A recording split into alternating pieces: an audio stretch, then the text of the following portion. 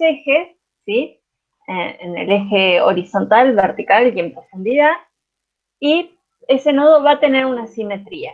Esa simetría va a estar representada por alguna de las 32 clases de simetría que ya estuvimos viendo, y a su vez se pueden agrupar en las 14 redes tridimensionales de Bravais.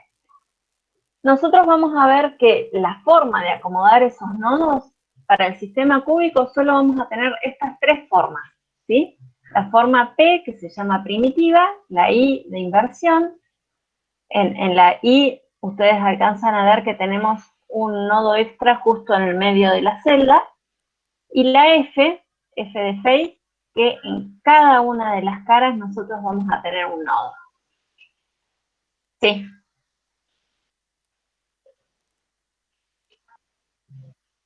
A ver. Si no está corriendo la presentación. ¿No? Ahí. Ahí ya en la segunda. Sí. Bueno, qué raro cuando yo lo había puesto para que se vea pantalla completa. De que no comparte cuando es pantalla completa. Bueno, entonces les decía, en el cúbico, que tenemos A, B y C iguales,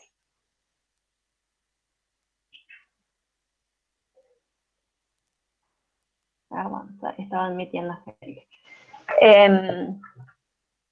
vamos a tener los ejes a 90 grados. En el primitivo solo tenemos nodos en los vértices. En el I de inversión tenemos en los vértices y además un nodo extra justo en el centro. En el F de face, de cara, vamos a tener los nodos en los vértices y además en cada una de las caras vamos a tener un nodo extra. Después tenemos en el sistema tetragonal, solamente se puede dar la primitiva y la I de inversión.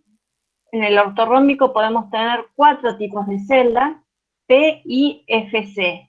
Acá la que se agrega, que es la C, es centrada en dos caras.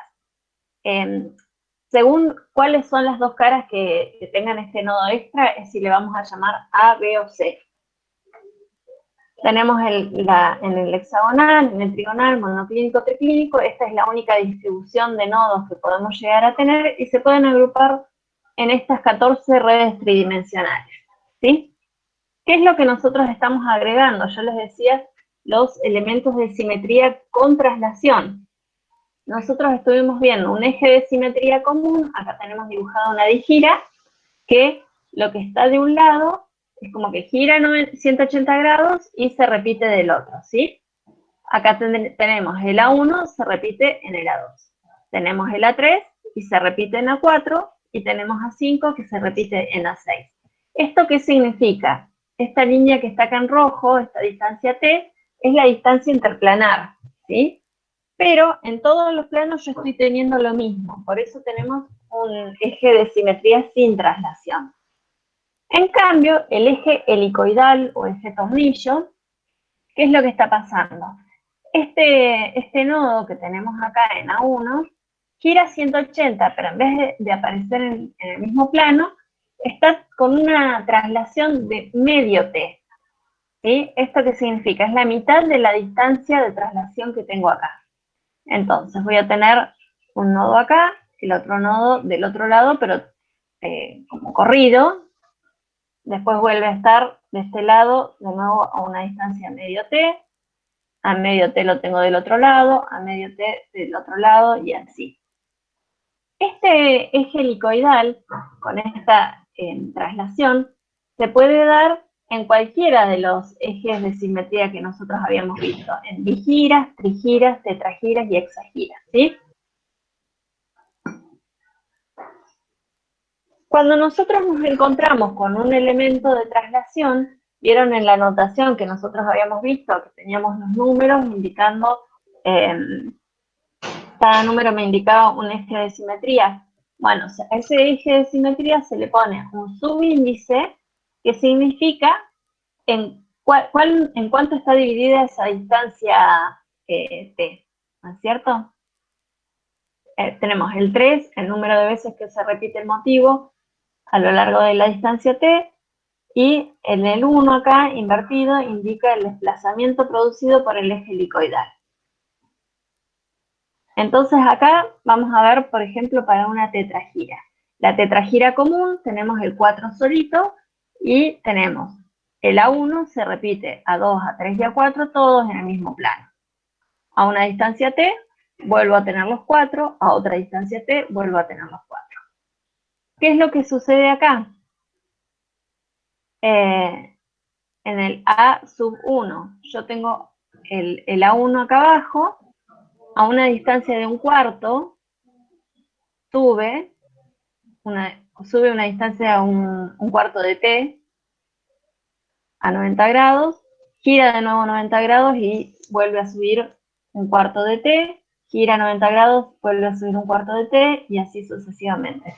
Estas diapositivas yo las tenía con animaciones para que ustedes vieran cómo se iba desplazando el nodo.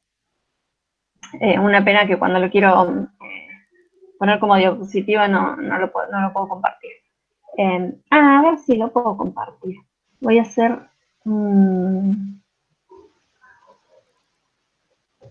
ya vamos a hacer una trampita.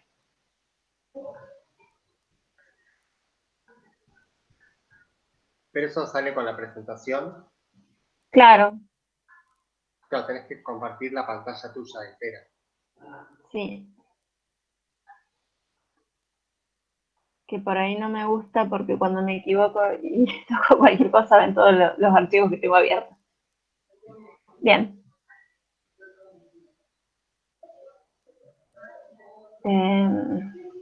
Acá teníamos el eje.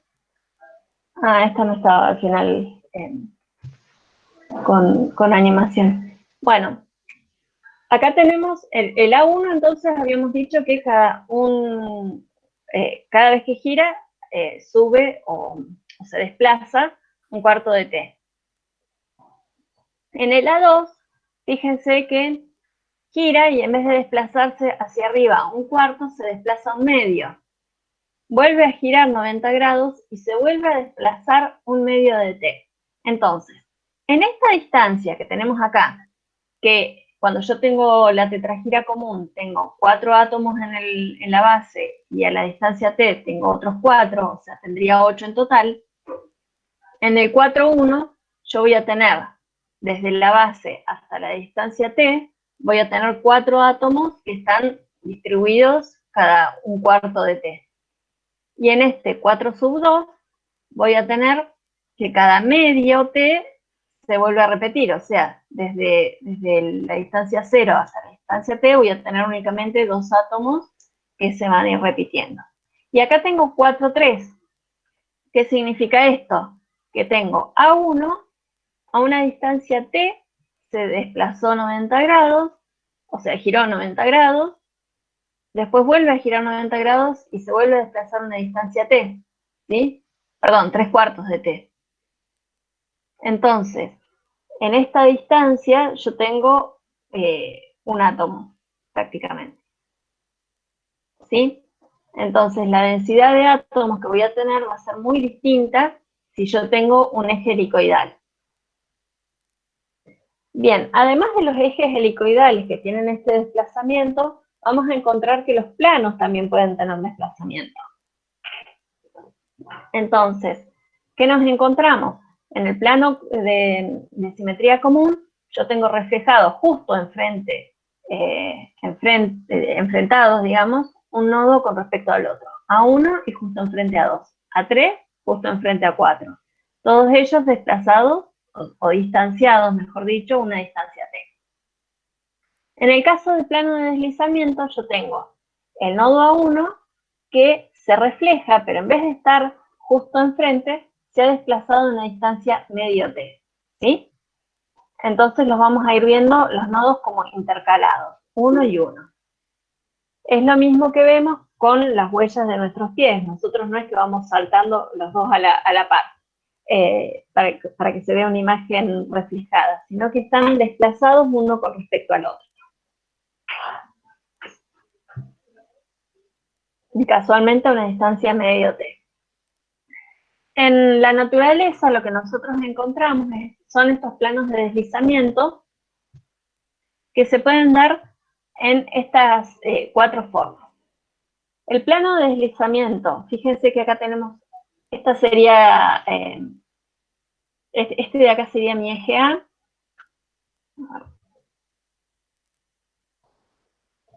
Ay, no me deja salir de acá para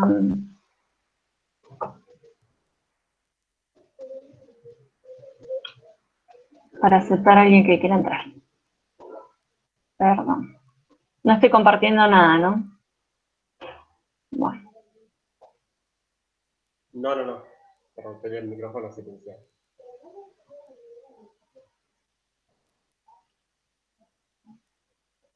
Bien. Entonces, decíamos, acá yo tengo mi eje A. Entonces voy a ver que esta cara que está acá, este plano de deslizamiento, se llama A porque me desplaza sobre el eje A. Lo mismo este que está acá arriba, se llama A porque me está desplazando en el mismo sentido que el eje A. De este lado yo tendría el eje B. Entonces voy a ver que este plano de deslizamiento se llama B y este plano de deslizamiento se llama B, porque justamente está desplazando en ese sentido. Y después decimos que el eje C es nuestro eje vertical, y vamos a ver que acá tengo el desplazamiento en C vertical, y acá el desplazamiento en C vertical. Entonces, sobre la cara que está cortando al eje C, voy a tener los planos de deslizamiento A y B. En la cara que corta al eje A, voy a tener B y C, y en la cara que corta al eje B, voy a tener los planos de deslizamiento A y C. ¿Sí? Esos serían los planos más comunes. Después tenemos los planos N. Fíjense que N está en las tres caras. Acá tengo N y acá tengo N. ¿Cuál es el plano de deslizamiento N? Es un plano que se desliza un medio y un medio. ¿Un medio de qué? Un medio de los otros dos ejes. ¿Sí? Entonces, el que corta A, voy a tener un medio en B y un medio en C. El que corta B, tengo un medio en A y un medio en C. Y el que corta C, tengo un medio en A y un medio en B. ¿Sí? Y después tengo el plano D, que es D de diamante. Es el plano de deslizamiento que tiene la estructura del diamante.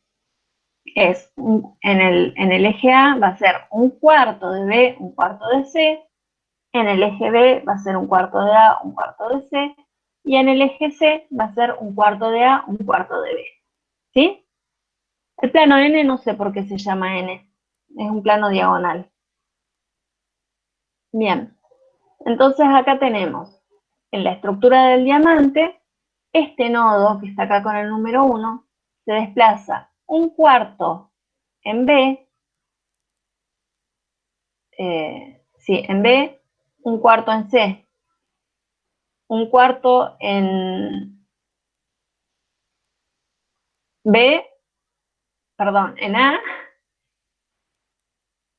¿no es cierto, Marcos? Y de nuevo vuelve para arriba, un cuarto en C. Y ahora un cuarto en C, un cuarto en, perdón, un cuarto en C sería vertical, un cuarto en A, y después un cuarto en C, un cuarto en B. Entonces, claro, me van a ir quedando todos estos nodos que atraviesan el cristal en el plano este que viene en diagonal, ¿sí? Ahí se desplaza, se vuelve a desplazar, y ahí. Y ahí me genera esta simetría, ¿sí?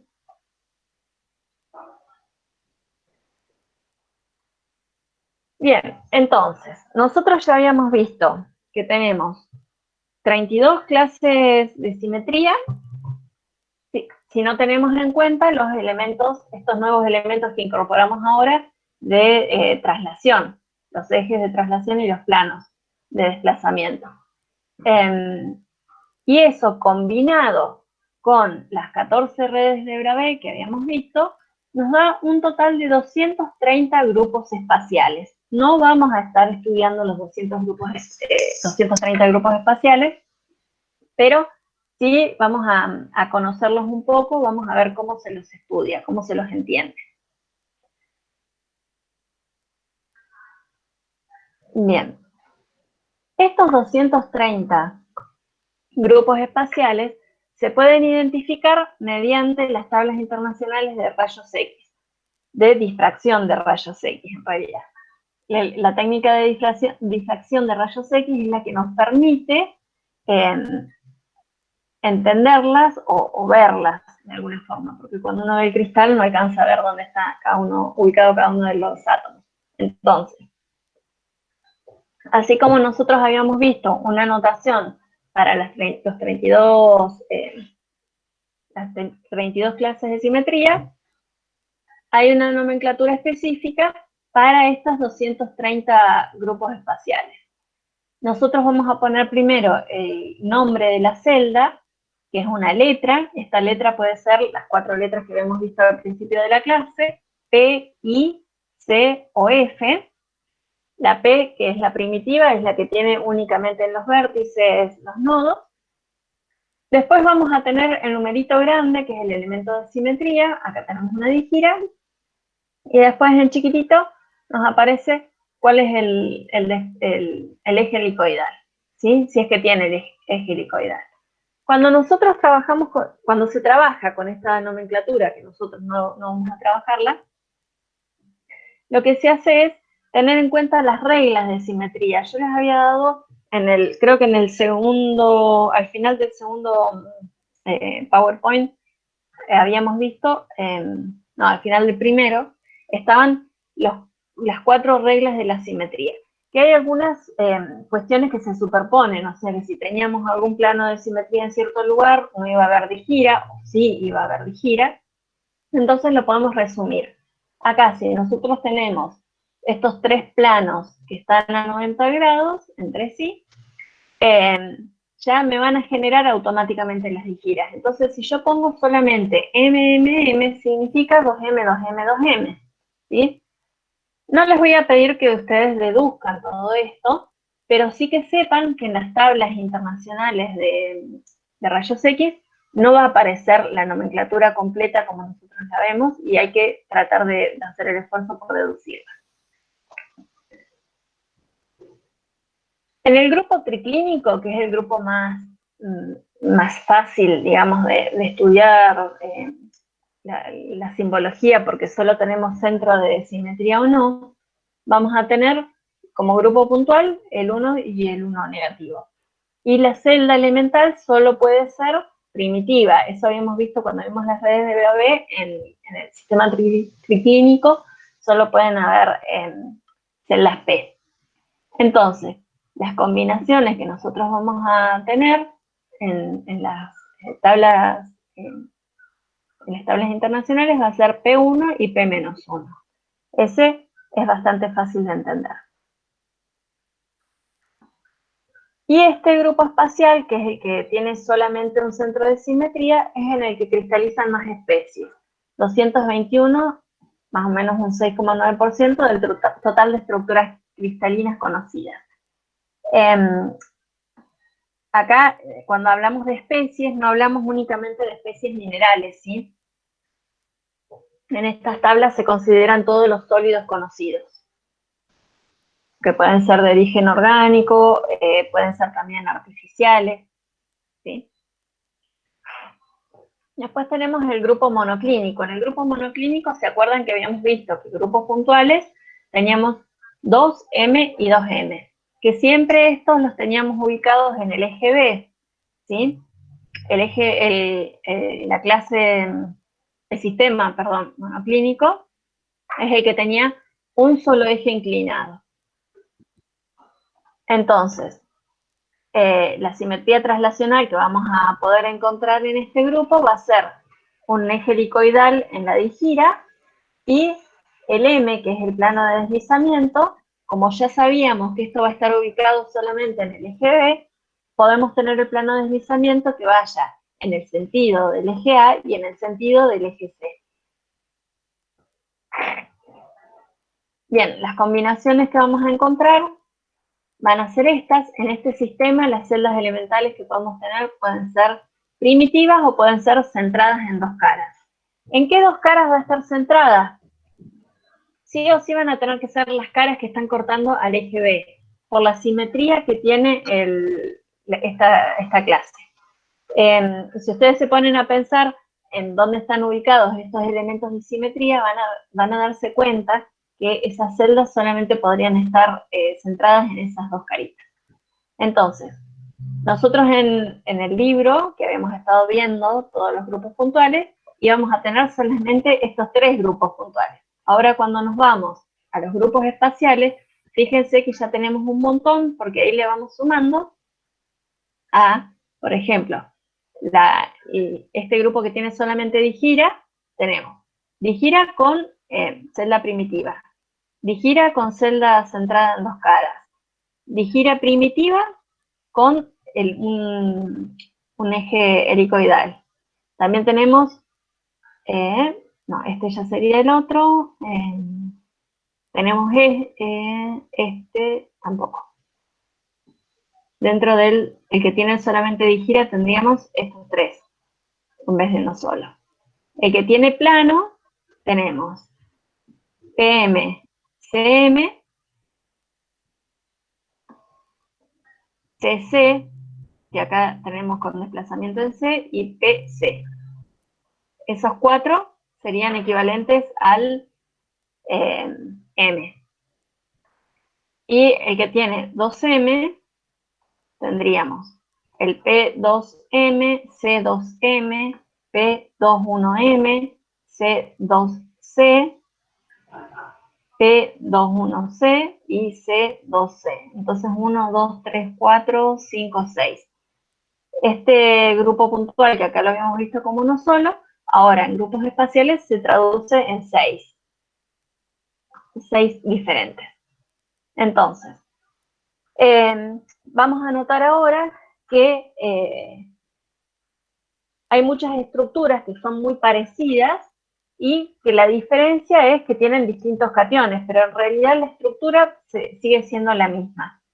Entonces, para ubicar dónde está cada átomo, nosotros vamos a señalarlo en las coordenadas en X y Z, pero en vez de decir la distancia, por ejemplo, nosotros en las estructuras atómicas las distancias estarían en Armstrong. En vez de hablar en Armstrong, hablamos a qué fracción estaría. Entonces, si yo estoy hablando de halita o de silvita, que son dos minerales que tienen una estructura idéntica, solamente va cambiando el catión, vamos a ver que a un cuarto o a un medio vamos a encontrar a un medio de distancia, un medio, serían las coordenadas donde vamos a encontrar el anión. Entonces, si nosotros sí. Pensé que a mí me llamaba. Bien. Nosotros vamos a tratar de identificar a dónde está cada átomo en fracciones. No sé si Ian está hablando ahí, si pueden silenciar el micrófono ese. Ay, gracias. Bueno. Me equivoqué de voz. Bien, entonces, en el cuarzo, por ejemplo, las coordenadas del oxígeno van a ser 0,41, 0,26 y 0,28. Estas no son distancias reales, sino son distancias fraccionarias de a dónde estaría ubicado, cuál sería la posición del cuarzo. Entonces, acá sí tenemos uno que es más fácil porque lo tenemos a un medio, ¿sí? Esa va a ser la posición en la que nosotros vamos a estar encontrando un catión. A eso se les llama sitio de Wyckoff. Esos sitios de Wyckoff son las posiciones equivalentes que no importa de qué sustancia nosotros estemos hablando, si es halita o si es silvita, el catión ya sabemos que va a estar a un medio. Y lo mismo lo vamos a ver que se repiten, sobre todo en estas distancias que son a un medio, a un cuarto, a un octavo. ¿Por qué? Porque las estructuras cristalinas, sobre todo en el sistema cúbico, van a ir siempre demostrando ese tipo de simetría. Bien, entonces, para hacer un resumen de todo lo que hemos visto hasta ahora, nosotros vamos a ir viendo que algunos minerales, sobre todo los que son euedrales, los que tienen todas las caras cristalinas bien desarrolladas, van a tener una forma externa que está, que es bien clara, que es, esa forma externa va a estar limitada por unas caras planas, que las caras nosotros las llamábamos según el HKL, los índices de Miller. A su vez, está controlada por una distribución atómica. Esa distribución atómica, además de definir un poco dónde van a estar las caras, también van a estar definiendo los ejes.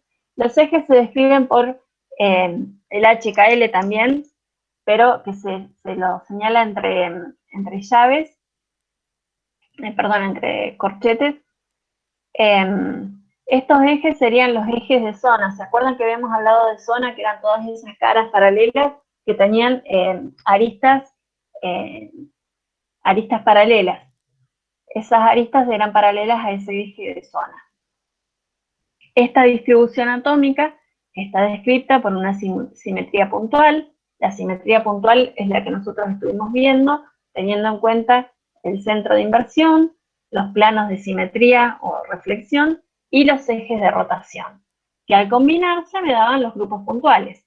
Ahora, cuando agregamos la traslación, que la traslación sería el plano de deslizamiento y los ejes tornillo, ya vamos a ver que la simetría puntual se nos convierte en simetría espacial, y que al combinarse nos da los 230 grupos espaciales que estuvimos viendo recién. Bien, para esto, a ver, yo ahora estoy compartiendo la pantalla completa.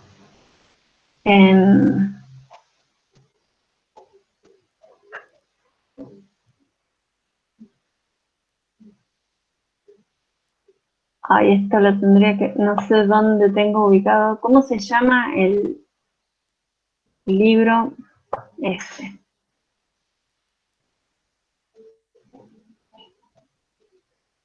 El que tiene los modelos. Las tablas internacionales de cristalografía. ¿Ustedes están viendo mi pantalla? Sí, sí. Bien, tenemos acá 910 páginas, ¿sí? Estas 910 páginas son las que describen esos 230 grupos puntuales. Yo me voy a ir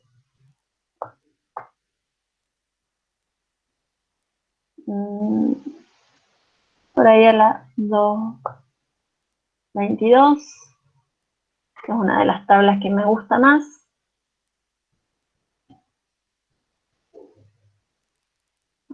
Empieza ahí.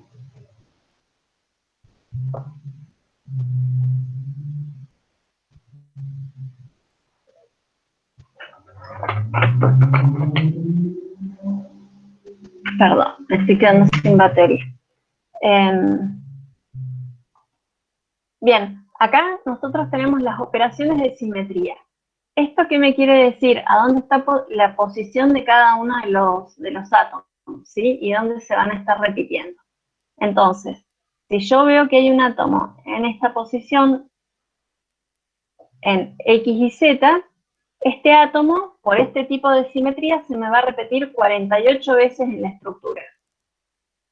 Esta tabla que yo busqué es la tabla que yo estoy usando para mi doctorado, porque yo estoy trabajando con un elemento, una sustancia que es del sistema cúbico, que es el que más veces se repite.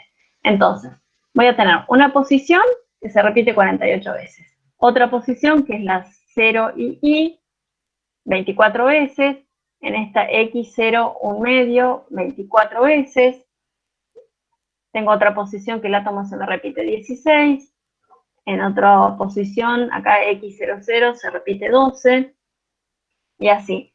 Entonces, con estas tablas yo puedo ir entendiendo un poco cómo está ubicado cada uno de los átomos dentro de la estructura.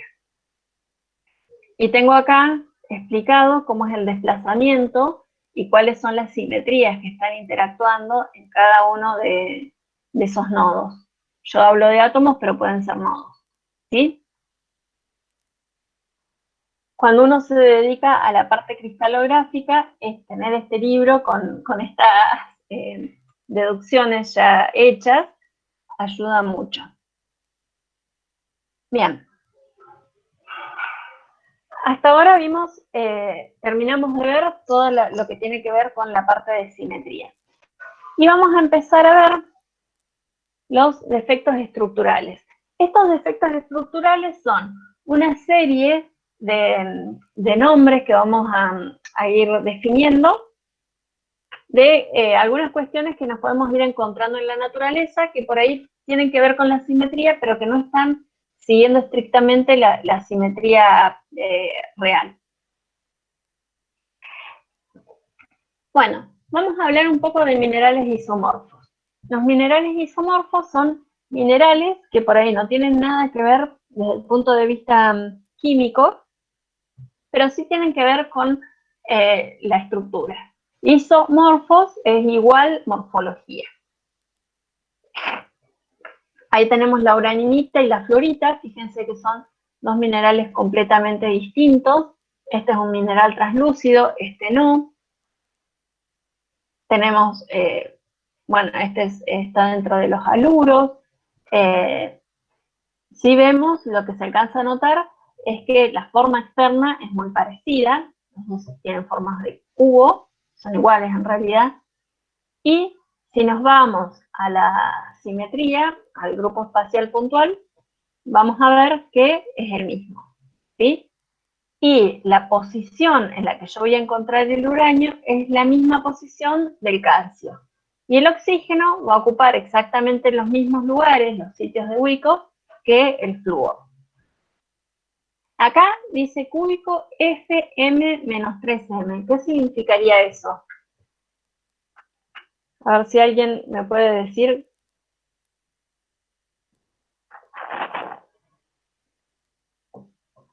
¿La F qué significaba?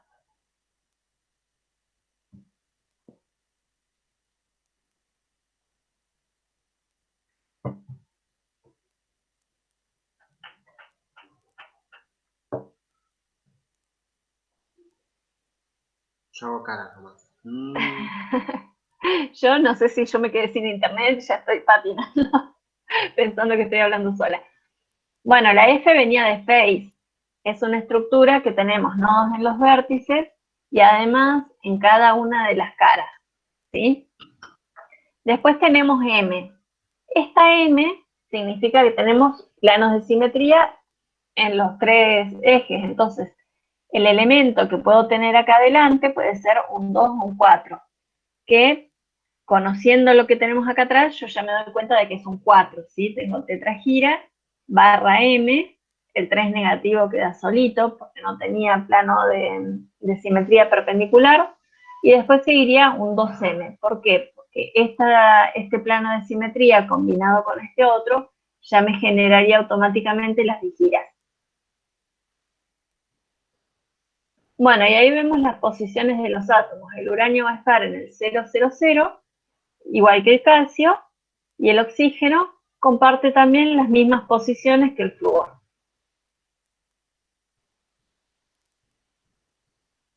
Bueno, dentro de los minerales isomorfos, isoestructurales o isotípicos, vamos a encontrar las posiciones de los átomos geométricamente similares y los grupos espaciales van a ser los mismos.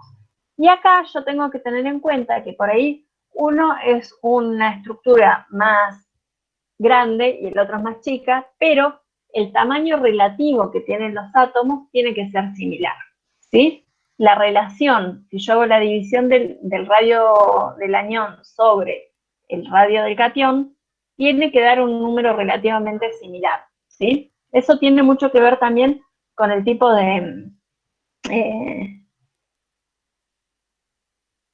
coordinación que tengan.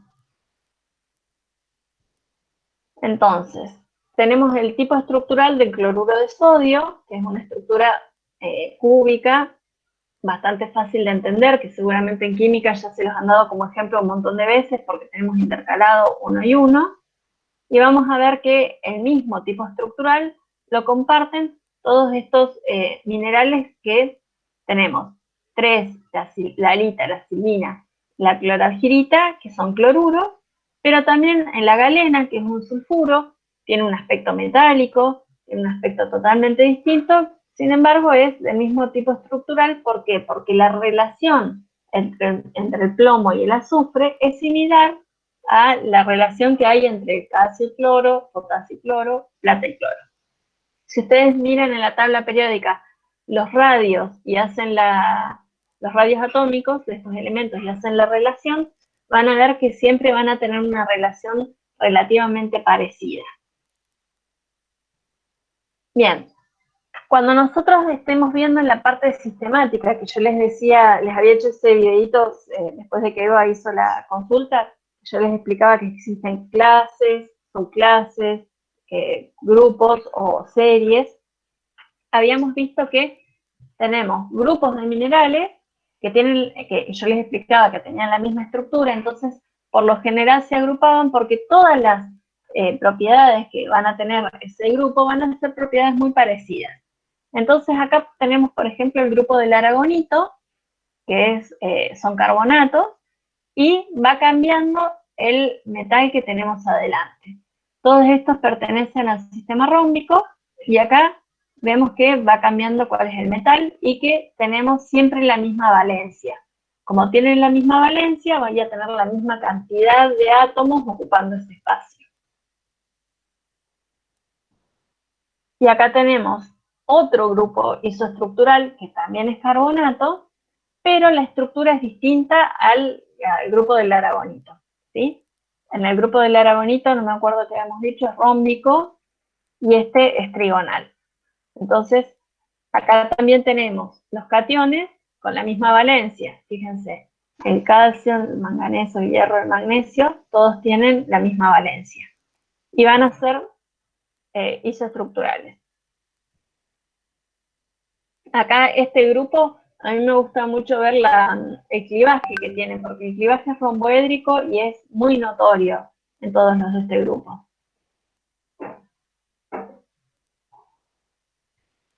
Bueno, tenemos otro de estos nombres que vamos a ir definiendo, es el pseudomorfismo. El pseudomorfismo es un mineral con la forma externa de otro mineral.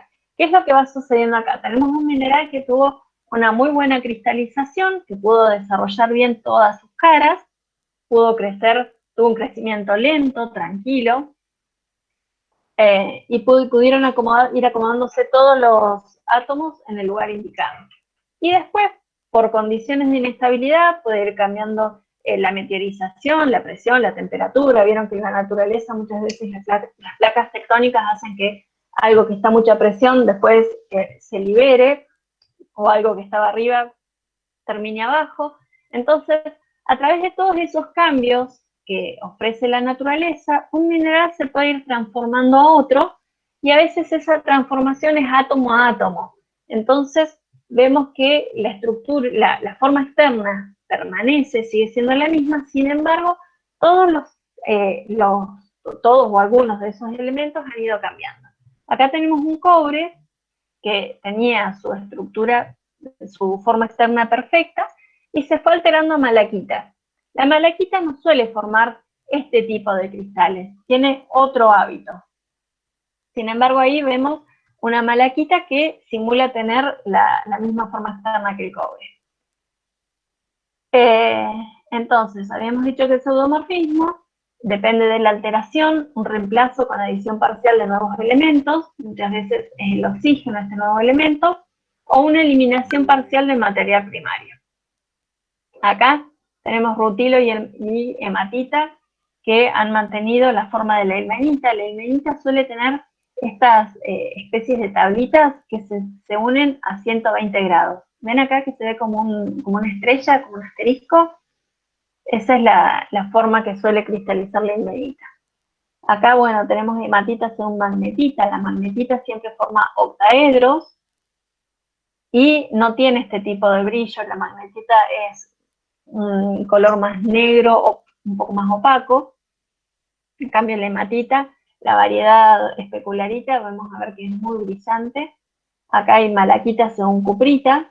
La cuprita es un mineral rojo vítreo que está dentro del sistema cúbico.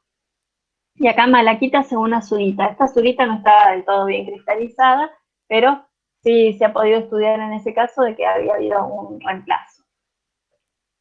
También tenemos pseudomorfismo en algunos elementos que por ahí no tienen esta estructura tan bien desarrollada, pero se va haciendo esa sustitución, ese reemplazo gradual de un mineral por otro.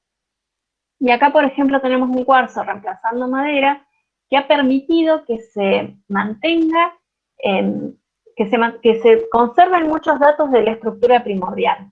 Entonces, yo he trabajado en un museo donde habían varios paleontólogos que estudiaban madera fosilizada, porque ahí pueden, a través de los cortes delgados en el microscopio, pueden ver las parénquimas y todas esas estructuras biológicas que en la naturaleza se van degradando y se van perdiendo esa información. Pero cuando nosotros tenemos un material que ha sido fosilizado, ahí sí se puede conservar esa información. No tendríamos otra forma de saber que existieron dinosaurios si no fuera por este proceso. Bueno, otra forma también es la incrustación. Acá lo que ha sucedido es que teníamos un mineral, sobre la cara de ese mineral se ha formado otro. Acá en Talampaya hay muchos ejemplos que tenemos florita, y en la parte externa de la florita se van desarrollando muchos cristales chiquititos de cuarzo.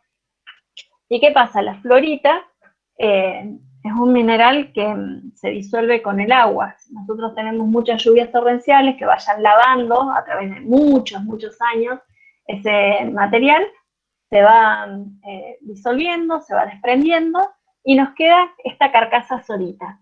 Entonces, nosotros lo que vamos a ver es, en el caso del Talampaya, que tenemos la florita que es cúbica, vamos a ver el cuarzo que está acomodado arriba de un cubo y en realidad el cuarzo no tiene esa naturaleza, no tiene esa forma de cristalización. Y en esta imagen lo que vemos es la dolomita que ha ido cristalizando según un cristal de calcita. La calcita después se fue y nos quedó este traje de dolomita. Bueno, el polimorfismo es una situación que se da que tenemos la misma composición química, pero distinta estructura. Habíamos hablado de pseudomorfismo. En el pseudomorfismo tenemos misma estructura y distintos átomos. Acá es al revés, tenemos los mismos átomos y distinta estructura. ¿Por qué se va a ir formando algo distinto? Por las condiciones de cristalización. Acá tenemos la flechita azul de la cianita, vemos que cristaliza cuando tenemos baja temperatura y presiones variables.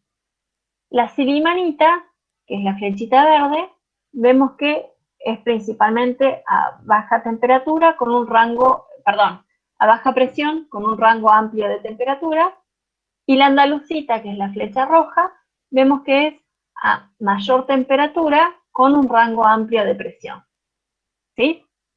Entonces, dependiendo de las condiciones de presión y temperatura, va a ser cuál mineral nos vamos a encontrar.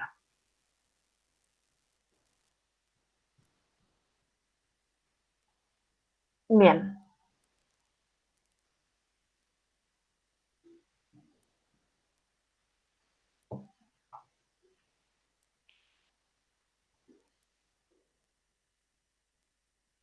Este caso de cianita, silimanita y andalucita es un caso que nos permite mucho conocer si nosotros en una roca encontramos alguno de estos tres minerales, ya podemos deducir en qué condiciones cristalizó el bloque completo, ¿no es cierto? Porque todos están cristalizando en el mismo momento. Y ahora, si nos encontramos que en la misma roca coexisten, por ejemplo, cianita y andalucita, ya sabemos que es una roca de alta presión. Si tenemos silimanita y andalucita, ya sabemos que es de alta temperatura. Y si tenemos cianita y silimanita, tenemos baja temperatura. O que por lo menos está sobre esta línea, ¿sí? Esta sería la línea de coexistencia de esos dos minerales. Esta es la línea de coexistencia de estos dos. Y esta es la línea de coexistencia de cianita y andalucita. Y si nos llegáramos a encontrar los tres minerales coexistiendo en una roca, o en una zona en realidad, vamos a decir que podemos definir con precisión cuál es la presión y temperatura de esa formación. Bien, en el caso del cuarzo, que es tan común y abunda tanto en todo tipo de ambientes, tenemos un diagrama de presión. Acá la presión está abajo y la temperatura está en el lateral. Tenemos un rango muy amplio de temperaturas y un rango muy amplio de presiones, y se van a ir formando distintos tipos de cuarzo. Los cuarzos que nosotros conocemos son los de baja presión. Estos son los más comunes. Y fíjense, acá a baja temperatura están, por ejemplo, los que vemos en Sanagasta, que son tipo calcedonias, y que no suelen tener una buena cristalización externa. Y acá tenemos el cuarzo alto, que ahí sí son los cuarzos esos tan bonitos, los cristales de roca, que acostumbramos ver, las amatistas, y ese tipo de cuarzos más vistosos. Para mí son más vistosos.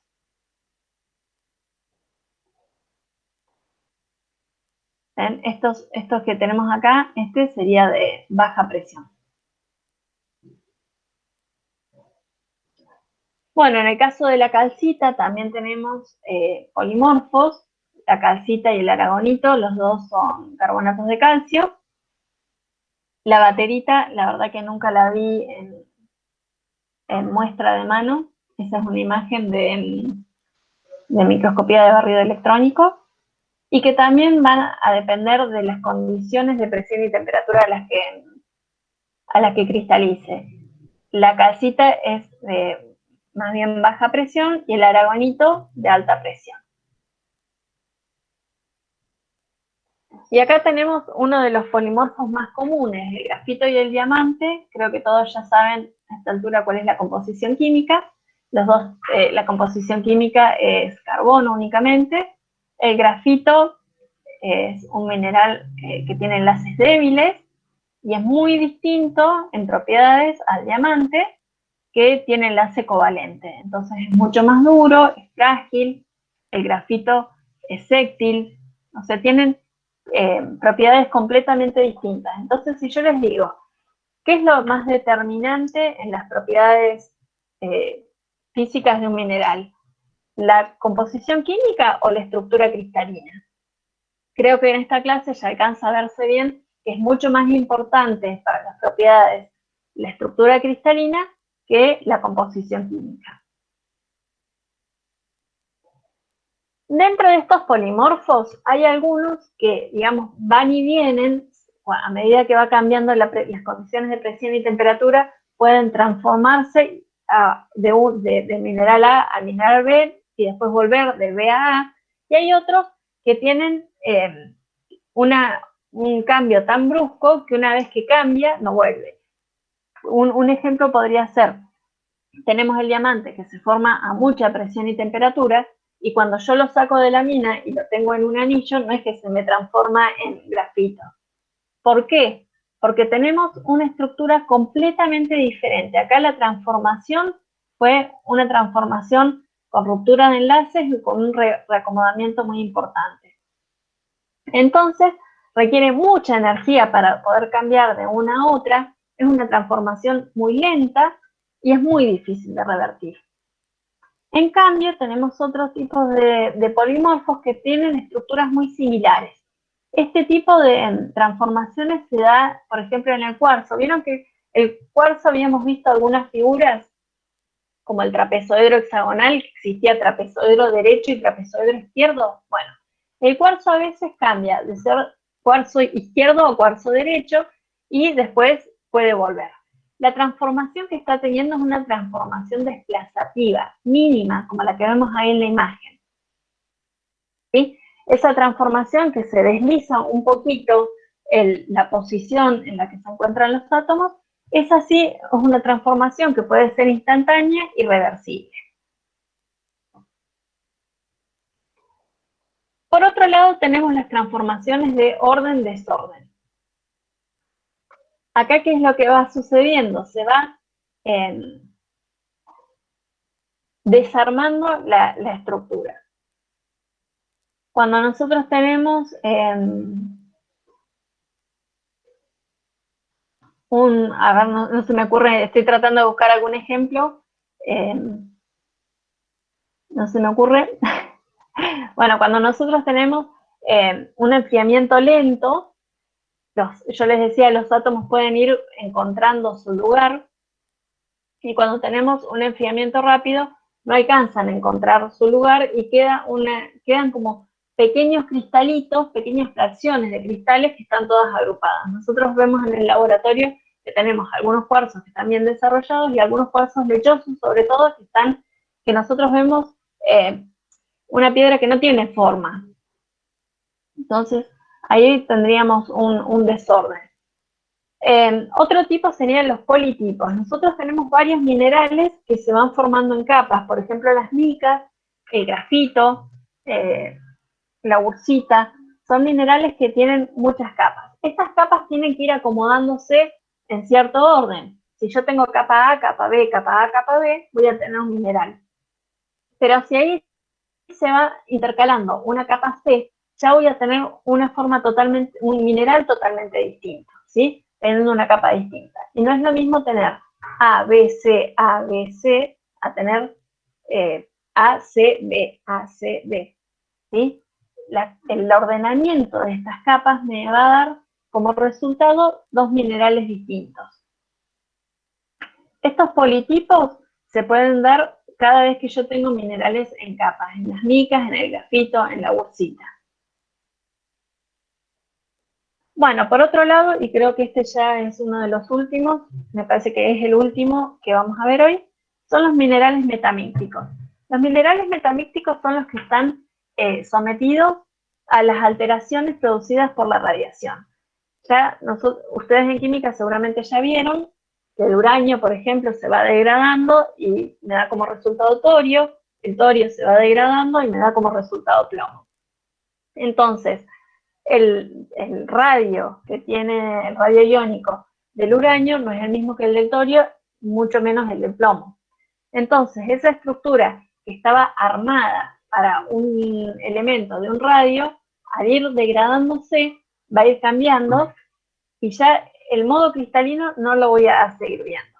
Nosotros tenemos, en el primer caso, una estructura cristalina completamente ordenada, con el paso del tiempo y la radiación va a ir actuando en algunos puntos.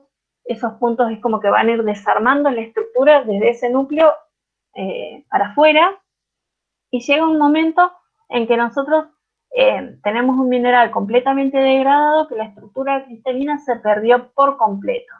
Entonces, habíamos visto que se llama cristal cuando yo tengo una estructura cristalina ordenada, y cuando no tengo nada ordenado se llama material amorfo. Cuando yo hago una difracción de rayos X, y la vamos a ver dentro de poco, que me permite ver el ordenamiento de los átomos, acá voy a tener un patrón muy definido, acá ya lo voy a empezar a perder, y al final voy a tener nada, algo completamente desordenado.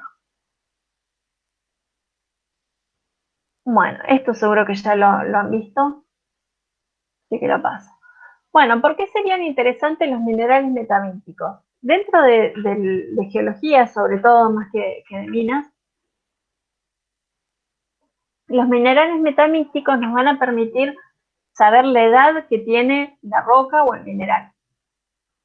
Yo les decía, con el paso, si vemos la diapositiva anterior que hemos estado hablando, acá habla del paso del tiempo. Cuando se forma un cristal, supongamos que ese cristal es un zircón, que es uno de los más usados para hacer dataciones. El zircón tiene circonio. Ese circonio tiene cierto radio iónico que encaja en esa estructura. Ahora, el plomo no encaja en la estructura. Sin embargo, por medio de la degradación termina apareciendo plomo en la estructura. Entonces, ¿qué es lo que se hace? Se hace un análisis químico para saber qué cantidad de plomo tiene el mineral. Si el mineral está acá, va a tener poquita cantidad de plomo, y a medida que va pasando el tiempo voy a tener más cantidad. Estas cantidades son mínimas, ¿no es cierto? Sin embargo, por el porcentaje, la relación entre el plomo y el circonio, nosotros vamos a poder darnos cuenta de la edad que tiene el mineral. Profe Marcos, si quiere interrumpirme, no hay problema. ¿Por qué me tratás usted? Yo sé que tenés mucha más experiencia que yo en este rubro. No, pero no tanto igual. Pero sí, Bueno. digamos, el plomo lo que hace es, como es la radiación, lo que hace es ir destruyendo digamos, como que va desarmando la estructura cristalina, entonces es como que el cristal va perdiendo su definición. Entonces hay veces que si empiezan los bordes, a veces se llaman, tienen bordes metamísticos, entonces ahí, digamos, es donde uno, digamos, es evidencia de que empezó o de que hubo decaimiento, y, digamos, y con ese decaimiento es con el que se puede calcular la edad de la roca. Eso pues lo van a ver en química aplicada en cuarto. A ver. Bueno, tengo algunas fotos de circones que se ven los... ¿Circones fantasmas se llama cuando tienen muchos halos? Cuando ha habido sobrecrecimiento. No, fantasma me suena cuando tiene los halos pleocroicos. Ah. Porque no, cuando tiene muchos crecimientos son cuando tienen muchos bordes, como que tienen, claro. son cristales sonados. Bueno, los cristales sonados a veces lo que se hace es ir midiendo la edad en las distintas zonaciones, a ir conociendo cuál ha sido la evolución. Claro, o sea, haces como, esos son haces muy finitos, entonces es un haz en el núcleo y se puede impactar en cada capita, que obviamente tiene nada, nanómetros. Entonces, claro, imagínense que cuando se muele un granito, se saca por diferencia de peso, se trata de rescatar los circones que tienen un tamaño de unos 1 o 2 milímetros, muy chiquititos. Y a ese pequeño cristal de 1 o 2 milímetros se lo va pinchando en las distintas, en el centro o en el borde. Son súper finitas esa toma de muestra. Bueno, lo que influye en la metamitización, en esta degradación de la estructura, va a ser sobre todo la fuerza de los enlaces. Un enlace débil es mucho más desarmable, digamos, que un enlace covalente. Los circones se utilizan mucho para datar, la monazita también, pero el circón es más sensible y además son más comunes, me parece. Es más fácil encontrar circones en un granito que la monazita. Sí, igual la monazita también es bastante abundante, o sea, pero depende justamente del contenido de tierras raras inicial de ese macro, digamos. Depende de que son los granitos tipo A o granitos más tirando alcalinos, esos suelen tener más monazita. Pero sí, el circón creo que es más abundante. Bueno, después nos habla de la presencia de agua que aumenta la recristalización en estado sólido. La presencia de agua suele darse también en algunos minerales que lo que tenemos es metido adentro del ionoxidrilo y que suelen ser algunos tipos, esos oxidrilos suelen estar metidos en enlaces débiles, ninguno en enlace covalente. Y bueno, y después la complejidad de la estructura. Habíamos visto el diamante es una estructura relativamente simple, pero más adelante vamos a ver algunas estructuras que son muchísimo más complejas. Bueno, y acá esto es una repetición que ya lo vimos varias veces. El arreglo atómico en las redes, nosotros tenemos en los cristales simples, van a tener esa distribución periódica, prolija, a largo alcance. Tenemos en los policristales, va a estar esa misma distribución ordenada, está como en distintos granos, en distintos grupos, ¿sí? Entonces, si yo puedo dividir, acá podría decir que en esta zona tengo un cristal, en esta zona de acá tengo otro cristal, acá sería otro, acá otro y acá otro, ¿sí? En el caso que nosotros vemos un cuarzo, que no le vemos la forma externa desarrollada, y en la forma, si nosotros podemos ampliarlo muchísimo, muchísimo, muchísimo, va a llegar un momento que vamos a ver que sí hay pequeños bloques en los que sí está ordenada esa materia cristalina. Y si nosotros hacemos una difracción de polvos, vamos a notar acá que sí vamos a tener un diagrama bastante ordenado. Sin embargo, cuando tenemos las esferas, los elementos, los átomos, los nodos completamente desordenados, acá no vamos a tener ningún patrón, ninguna estructura que nosotros podamos reconocer, y a este tipo de materiales, que son como el vidrio, los líquidos, los gases, se los llama amorfos. Bueno, después tenemos algunos defectos que ya tienen que ver directamente con la estructura cristalina cuando ya nos estamos metiendo adentro. Un tipo de defecto es la vacancia. Como lo dice su nombre, es un espacio vacante. Es un ion, un átomo, que se fue y no está. Tenemos un agujerito. Ese pequeño agujerito nos va a crear distintas propiedades en el material. Por ejemplo, la conductividad iónica varía mucho si nosotros tenemos una estructura con vacancias programadas, digamos. Nosotros a propósito generamos vacancias en algún material para poder tener mejor conductividad iónica. También tenemos solutos sustitucionales. Acá lo que pasó es que el elemento que tenía que estar no está y está reemplazado por otro. Esto, en muy pequeñas proporciones, si nosotros tenemos solutos sustitucionales o del orden de partes por millón, ya alcanza a ser suficiente para que cambie, por ejemplo, la coloración en un mineral. ¿Sí? Nosotros tenemos un cuarzo translúcido, pero con un soluto sustitucional o con una impureza, ya podemos ver que le cambia la coloración, que podemos tener amatista, citrino, o alguno de esos, alguna de esas variedades. Este es un soluto intersticial, a diferencia del anterior que estaba de reemplazo, este está metiéndose dentro de la estructura. ¿Qué necesitamos? ¿Qué condiciones tiene que tener un átomo para ser sustitucional o intersticial? En este caso necesito tener un radio iónico similar. Fíjense que es apenas un poquito más chiquitito, que queda un poco bailando en la estructura, pero medianamente encaja. En cambio el otro tiene un radio iónico mucho menor, tan chiquitito que alcanza a meterse en ese huequito entre medio de los tres átomos. Otro tipo de defecto es la dislocación. A los anteriores se les llama defecto puntual, porque es en un solo lugar. En cambio, este es un defecto lineal.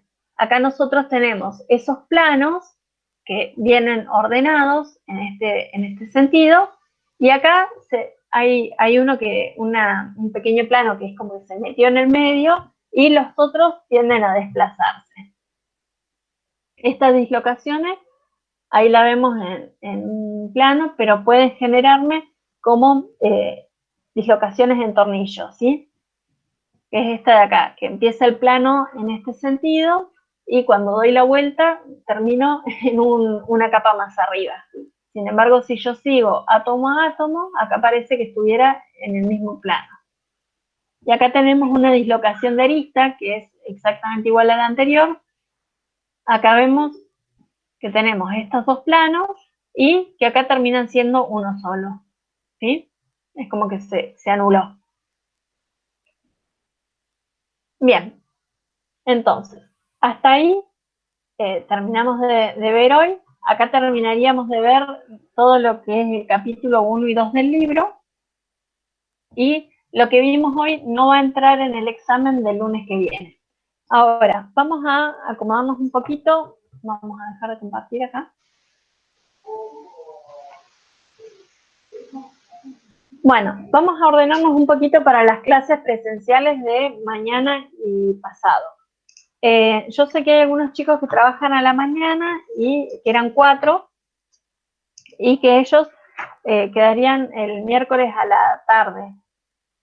Vamos a hacer el martes de 10 a 13 y el miércoles de 15 a 18. ¿Sí? Yo quiero que me vayan escribiendo acá en el chat quiénes irían el martes. Yo preferiría que los que puedan ir el martes a la mañana se anoten para el martes a la mañana y bueno, los que tienen alguna complicación laboral el miércoles. Bueno, Benjamín, justamente a vos te iba a dar la prioridad de que elijas. ¿Ya estás en La Rioja? Listo. Profe, disculpe, ¿me puede repetir otra vez el horario del miércoles? El miércoles de 15 a 18. Juan Pablo y Victoria el martes. Ah, hoy viajas, bueno. ¿Quiénes más están? Bueno, Benjamín, ya lo noté. Johnny, ¿vos eras uno de los que no podía a la mañana? Sí, profe, pero ahora se puede. ¿Vas a poder este martes entonces? Te anoto el Sí, martes. profe.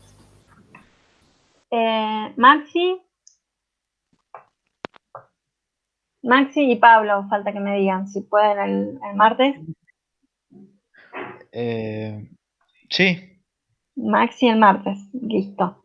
En el horario habitual entonces. ¿Y Pablo? Pablo me dejó acá me dejó hablando sola y se fue. Bueno. Profe, Dairan no tiene internet, así que por eso se pudo desconectar, se tuvo que desconectar bien, pero ella me dice que en cualquiera de los dos turnos puede. Bueno, 1, 2, 3, 4, 5 se han anotado el martes a la mañana. Y lo mismo conmigo, en cualquier horario, no hay problema. Bueno, ¿ustedes dos quieren ir el miércoles a la tarde entonces? Así Sí, vamos no hay repartiendo. problema. Sí, señora. Y Taira. Listo. Igual, ahora pongo un mensajito en el grupo, así termino de acordar con el resto. Y bueno, nos veríamos mañana entonces. Algunos los voy a conocer recién mañana. Ahora porque yo no tenía internet, bueno, por las dudas. Bueno, Me llegó no hay tarde. problema. Igual, mañana lo que vamos a hacer es sacarnos todas las dudas del trabajo 1, 2 y 3 para ya estar listos para el parcial, que es el lunes que viene. Sí.